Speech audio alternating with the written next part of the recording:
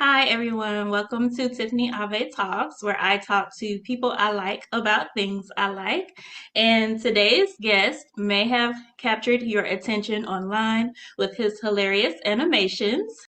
Pigs, turkeys, eggs, DC, you got chicken legs. They're eating the cats. They're eating the pets. Wearing fake jewelry. From what? Wearing fake jewelry. It does make it last Wearing longer. fake jewelry. Like, so you wear Once you learn the fake jewelry, I'll take offense. you said, hey, gotta go wear fake jewelry. He is a 3D CG artist, animator, and doodler, Jarel Kingsberry. Welcome to the show. How are you? Hello, I'm good. I'm good. How hope you're doing good. All right. Yes, I'm doing excellent. Thank you. So I am really excited to talk to you today because I enjoy your content so much. And I think it's really cool to get to know the person behind the creations. So let's talk. Naturally, I figured we'd start at the beginning. So if you could tell me just a little bit about yourself. I'm from Greensboro, North Carolina. I'm currently there as well. Sorry about my cat. It's okay. He's in the way. Okay. I went to college in Atlanta, Georgia. I went to Savannah College of Art and Design, Hmm. and I studied animation. Um, and that's kind of where it started. I wanted to create stories, visual stories.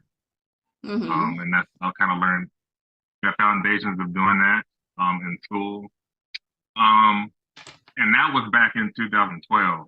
And I Hmm. didn't start doing these doodles and animations on social media until this year, earlier this year in February. It's kind of when I started that. And it was just an idea. I was talking to a friend, and I was like, you know what would be cool if like we could see what they were talking about. Because like I see it in my head, but y'all need to be able to see what I'm seeing because it's hilarious. Yeah. And so I just tried something in my sketchbook. I just drew it in my sketchbook, and I kind of like used my camera on my phone to like record it, the images. And that's where it started, and then it's grown into where it is now. Okay, nice. I love that. Were you always kind of like drawn to animation, like even as a child? Like, did you like obsess over cartoons or anything like that, or is it just solely like a newer type of thing for you? Oh yeah, I've always been into cartoons since I was little. Saturday morning cartoons with a bowl of cereal, Mm-hmm. eating cereal, watching cartoons. I think what really my first moment of I want to do this as a career Mm-hmm. was when I saw Toy Story 1. Oh, And I was like, this is like when I saw it as a kid, I was like, this is what I want to do. I want to make stories like this. I yeah. want to make it visual. So yeah. Okay. Okay, nice. Toy Story is one of my favorite animated movies as Oh well. yeah, It's like a classic. most definitely. Um, Can you give us, I guess, like a breakdown of what it means to be a 3D CG artist? Because I know a lot of people will look at it and just say, oh, maybe a cartoon. I'm sure it's like a science to it. So if you could just give us maybe like a little breakdown of what all it entails. Well, there are many types of 3D and CG artists. Mm-hmm. I can give you a quick overview. Mm-hmm. There's the sort of 3D animator, which is sort of what you see for like Pixar, that kind of stuff. And then you have like a CG artist for games, and they Mm-hmm. make sort of the assets for the games, make sort of the character models. And then Pixar, video game artists, and then you have 3D artists for like movies, Mm-hmm. and they sort of do more so like visual effects, and you make realistic sort of assets. And then you have 3D artists who do sort of realistic still images. Mm-hmm. And that's what I do as a career. So I work for a photography studio, and basically we have some clients who want products, but because it's a photography studio, Mm-hmm. you want to have a set built around your product. So let's say we have a flooring client, and they Mm-hmm. say make a bedroom around or make a commercial space around our flooring product so we can show what it looks like. But to make a commercial space would be so much money. Mm-hmm. So they have me build the scene out, and it looks like a photograph. Mm-hmm. And this is all in 3D, and there's a lot to go through that. I won't get into that, but yeah, there's sort of, you have to kind of pick what you want to do, which lane you want to go into. Um, and like I said, I wanted to do stories as a kid. I wanted to create stories. Mm-hmm. Um, but it's very competitive market Wow. for animators, and so although that's what I wanted to do, it was not lucrative enough. So I made the switch over into this sort of realistic 3D phase Mm-hmm. where I can make these images and live a life. Um, but Absolutely. now I'm able to sort of do this on the side with the animations and the doodles. So it's been great to be able to kind of have both going. It's a lot of work though, but Yeah. it's fun work. Okay, okay. I think what you do is really special just with social media and people having access to content. Thank you. Growing up for me, when I saw animations or people attached to animations, there were never really black people involved in that process. So to think now that the current generation and future generations have like people like you and your page to be inspired by. So prior to this interview, I did some research and I Googled how many Black people were involved in the field of animation, and it was 4.3%. Mm, Yeah, such a low number. And I think that's partly because there wasn't a lot of representation in that field. So, in addition to the laughs that you provide to us daily, I feel like you are also opening the minds of options for careers that otherwise people may have been closed off to. So, I think that's really awesome, important. Yeah. awesome. Yeah, I do. I want to make everything black.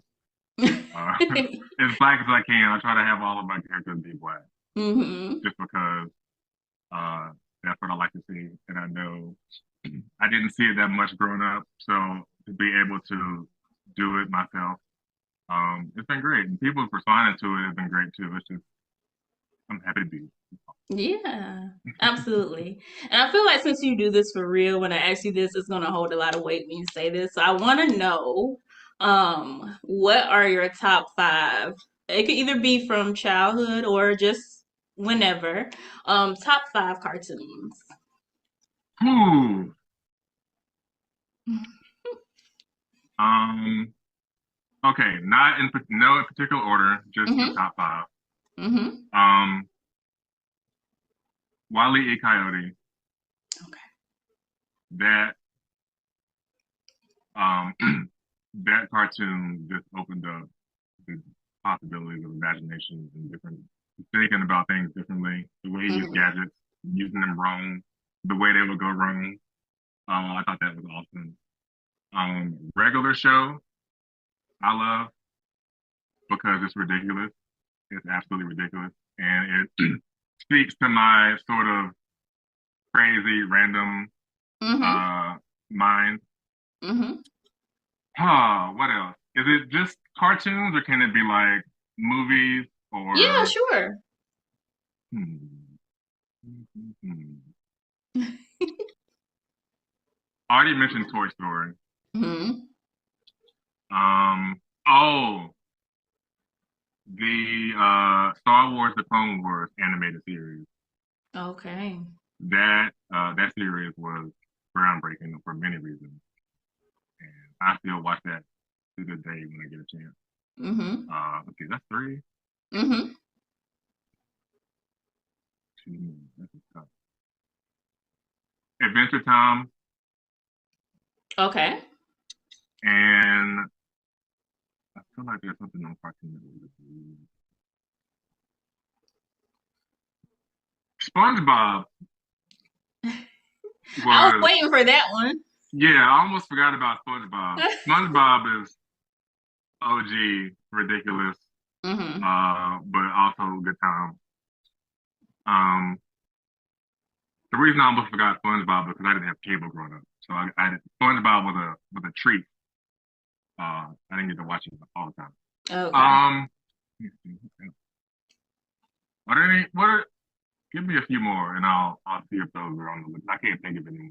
So I was gonna tell you when I watch your videos, like it gives me kind of like a vintage animation type vibe. Like it's almost like it looks like those classic cartoons, but it also has like a modern twist to it. So when I watch your stuff, it kind of puts me in the mind of like Charlie Brown a little bit. Oh, I can see that. Mm-hmm. I can see that. Okay. Mm-hmm. And I love Charlie Brown. Um, so yeah, and I admire that because I feel like a lot of times, and um, like newer cartoons, like they almost have like I don't know, they have like just it's like it's evolving constantly. Like they're not reminiscent of anything in the past. So when I Yeah. watch your stuff and it has kind of that hint of like that vintage, like I guess new when cartoons were first like popular. I think that's Hmm. cool because a lot of times new stuff either goes, it looks, the aesthetics of it looks all the way modern, and yours has a good balance. I feel like. No. Awesome. I didn't even Hmm. realize that I was doing that. It's probably subconscious just from my Yep. childhood growing up. That's awesome.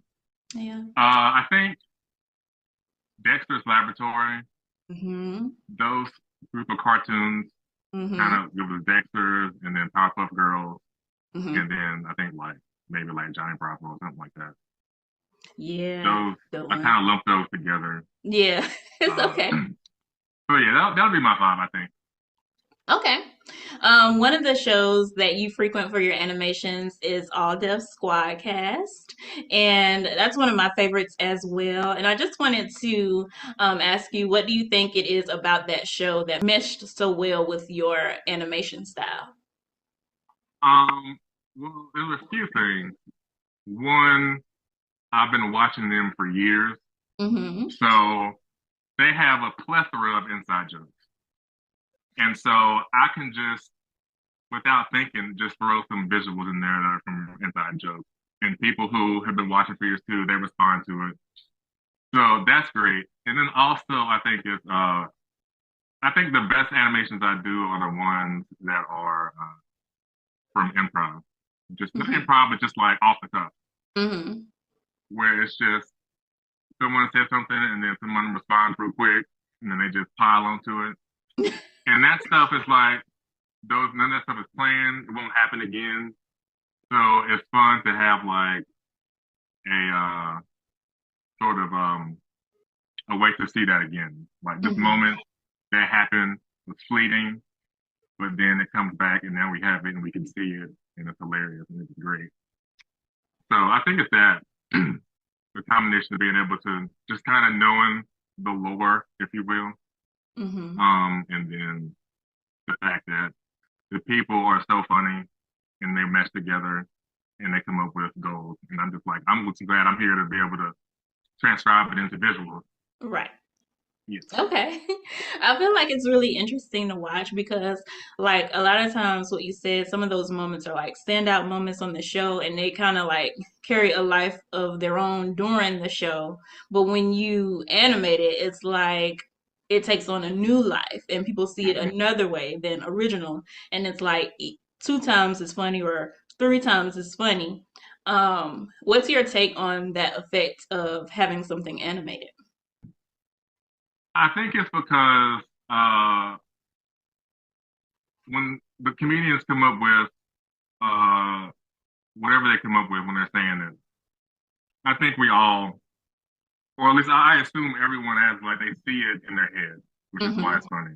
So Mm-hmm. I'm just like I feel like I have the gift of being able to take what is being said and make it into a visual form.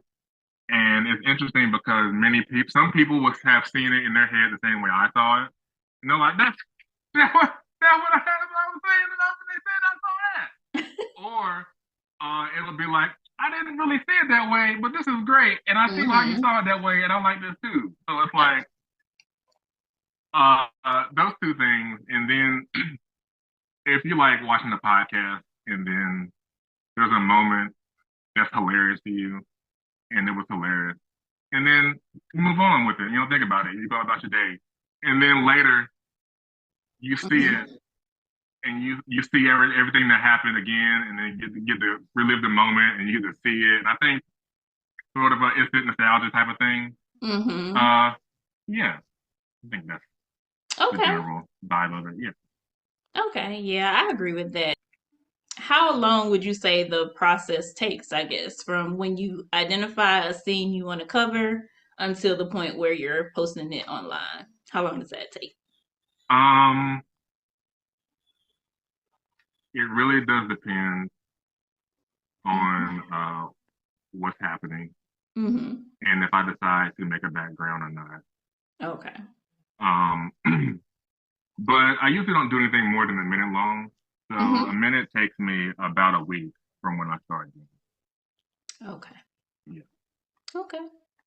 I also enjoy seeing like the evolution of your content because Oh I. yeah, that's what I was gonna say too. Is they're starting to take longer now because I'm getting better at it. It's Mm-hmm. fun.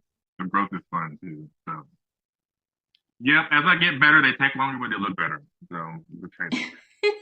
Yeah, I do enjoy seeing the process and the growth. Thank Um, you. Thank you. yeah, absolutely. I think that is kind of like symbolic too, also, of just, following the process, even for various creators.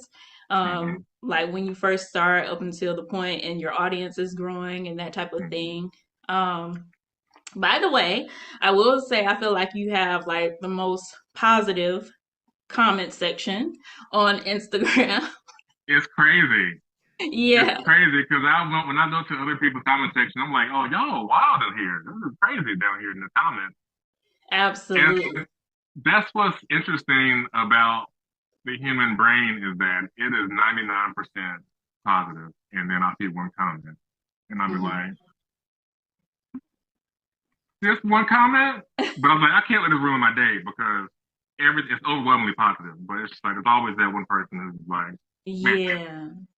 Yeah, I guess you see that because you're like the creator, but just looking, because I be in comment sections. I've been in a lot of comment sections, and it's always like a good bit of negativity in there. But I feel like in yours, like it's mostly, positive laughter. People are joining in on the roasts from the comments, and I don't count the roasts as like negativity because that's mm-hmm, just the that's just the nature of the content. But I feel right, like it's very uplifting in there. So I think that's a testament to what you do. So I just want to point that thank out. you, thank you, appreciate it. Hmm. So you've also animated various content, some comedy sets, I think a few from Wild and Out. And I feel Mm-hmm. like most of those genres have like a comedic theme. And really, when I think about it, most animations have comedy to it. So what do you think it is about that genre in animation that works so well together?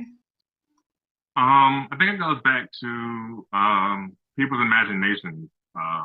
Hmm. When you hear the comedians and their inflection and everything, it's already funny. You have a sort of kind of fleeting visual in your head, but then to Hmm. see it Hmm. uh, solidified, I think is really what makes it hit home. And it's like it was already funny, but now I get to see it, and this is even better. So Okay. yeah. And so towards like the wrap up of the interview questions, like I like to have like a manifest moment where I talk about like future goals, so that type of thing. So Hmm. if you had to say, what would be your dream job or dream collab? Like, what would you ideally love to do? There are two things that I would love to be a part of. Hmm. Um, for my main career as a 3D artist, I would love to be a part of any Star Wars project, Mm. anything Lucasfilm that I could somehow help with would be a dream. As far as the comedic animation, so many goals. But I would like to have some sort of series, ongoing series with a comedian or a sort of a comedy studio where I just animate clips of they put up clips of a set Mm-hmm. or clips from a show Mm-hmm. or whatever it may be. It's just I would love to just uh, be on retainer somewhere and just be like animate this clip and we got Right. it type of thing. That's Okay. the ultimate goal, I think. Yeah. Or a cartoon, like a full TV series, would be cool too.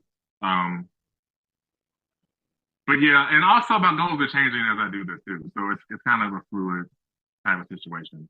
Um, but yeah, those are sort of the main things I'm looking for.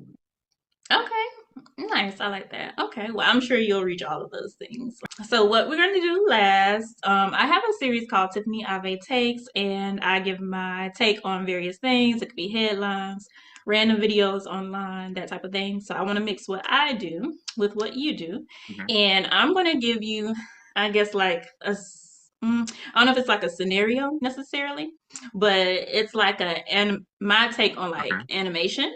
And then you can, I guess, like All right. respond to it. So the first one is kind of like maybe a loaded question, but I'm gonna do my best. I'm gonna do my best to kind of like ask it properly.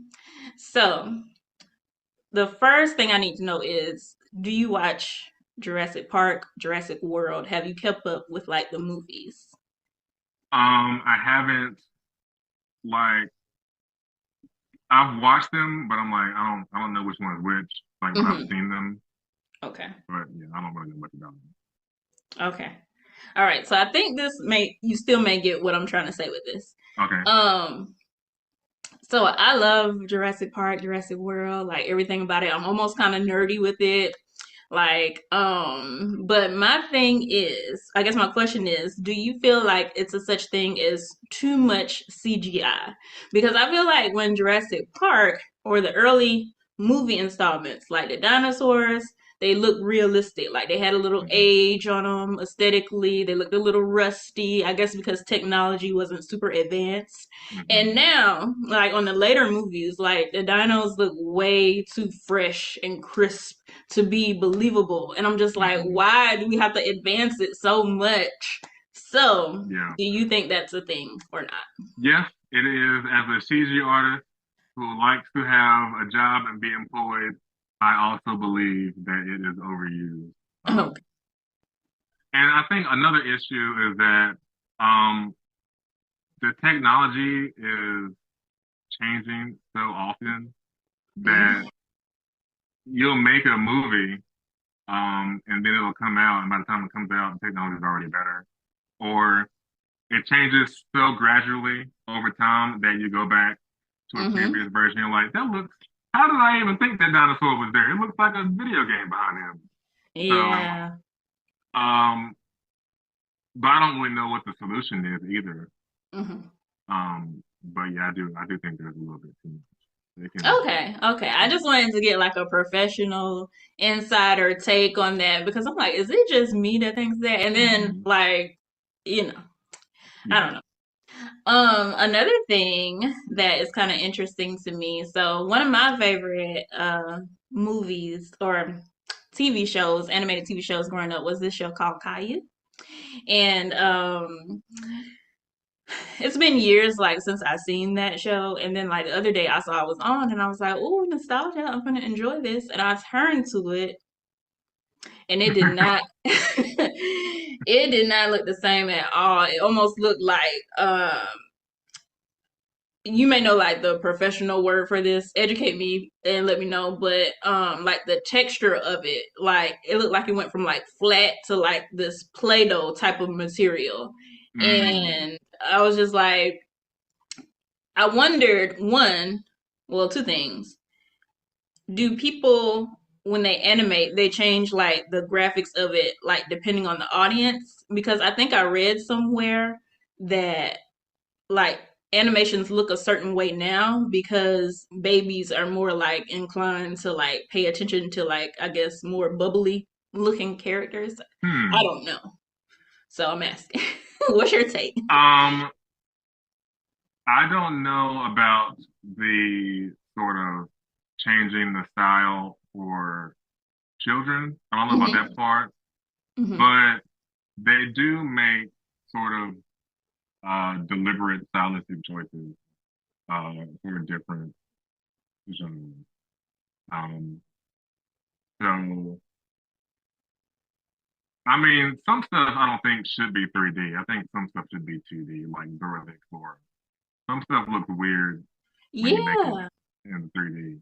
Is that what that Um, is? That material, like 3D? Like, do you know yeah, what that's I'm called talking 3D. about? Yeah, yeah, Okay. yeah. That's like when you go from like when she's like a cartoon, like she's drawn versus Hmm. sort of Pixar, but like low quality Pixar type of thing. Yeah. Yeah, that's a combination of like a budget thing and also it's like what how can we make this look the best within the budget that we have? And then sometimes it doesn't look good. Um, Okay. yeah. Okay. I think that's pretty much all of my questions, to be honest. I want to thank you for answering my questions and thank you for being a Of course. guest. Thank you for Uh, having me. This was fun. you're welcome. Feel free to take time to tell everyone how they can reach you on social media or any projects you want to talk about. Um, on social media, I'm on Instagram and TikTok at Jarelington. That's Jarelington. I'm on YouTube too, but I haven't really put anything on YouTube yet, so not that much there. Um, yeah, follow me, check me out.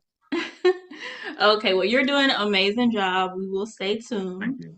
And thank you everyone for watching. If you want to stay tuned for more interviews and more takes, subscribe to my YouTube channel at Tiffany Avayé Takes and social media TATMG. Thanks for watching.